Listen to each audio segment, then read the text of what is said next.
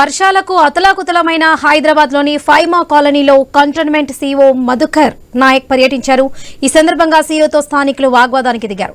అసలు ఎందుకు ఈ సమస్య వచ్చింది? మధుకర్ నాయక్తో ఐ న్యూస్ ప్రతినిధి ప్రవీణ్ ఫేస్ టు ఫేస్.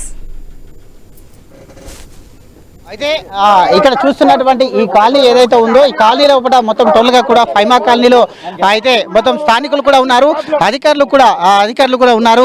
మాట్లాడించే ప్రయత్నం అయితే చేద్దాం.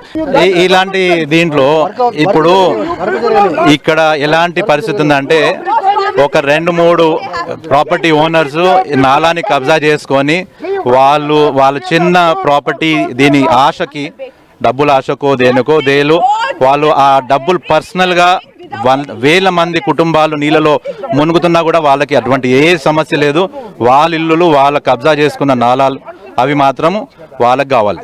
ఇంతమంది నీళ్ళలో మునిగినా ఏమైనా కూడా వాళ్ళకి ఎటువంటి సంబంధం లేదు. వాళ్ళకి ఏంటంటే వాళ్ళు చేసిన కబ్జాలే వాళ్ళకి అవసరం. ఈ పర్టికులర్ ఏదైతే దీని వల్లనో పైన ఆల్మోస్ట్ 6 కాలనీలు ముంపు నీటికి గురవుతున్నాయి. పైగా కాలనీ, అవంతి కాలనీ, దెన్ మన పైన రసూల్పూర్ ఏరియా, ఇవన్నిట్లో బేసికలీ ఈ మెయిన్ కబ్జా ఏదైతే నాలా మీద అయిందో ప్యాట్నీ నగర్ దగ్గర ఈ 2-3 పర్సన్స్ వల్ల ఈ మొత్తం ప్రాబ్లం వస్తుంది. అది ఎన్ని కబ్జాలు ఉన్నాయి సార్? కబ్జాకి ఎన్ని ఉన్నాయి? ఎన్ని కూలగొట్టాయి? So basically there are people ఇక్కడ అంతా ఏంటంటే ఈ కబ్జా చేసిన వాళ్ళు ఆల్మోస్ట్ ఒక 200 మీటర్స్ ఆఫ్ నాలాని కబ్జా చేసిండ్రు. హైడ్రా లాస్ట్ టైం వచ్చేసి వాళ్ళు ఏదైతే మొత్తం మార్కింగ్ చేసి రెవెన్యూ తోటి 20 మీటర్ల నాలాని 7 మీటర్స్ చేసేవచ్చు. సో ఆ 7 మీటర్స్ ని మళ్ళీ మేము 20 మీటర్స్ కి తీసుకొస్తాం.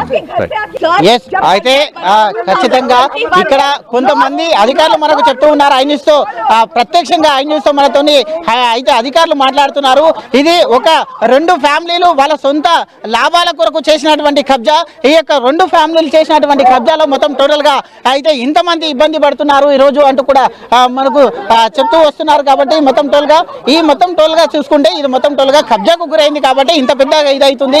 దీన్ని ఖచ్చితంగా కబ్జాలకు గురి కాకుండా చూస్తున్నామంటూ కూడా అధికారులు చెప్తూ ఉన్నారు. కెమెరా పర్సన్ శివతో ప్రవీణ్, హై న్యూస్, హైదరాబాద్.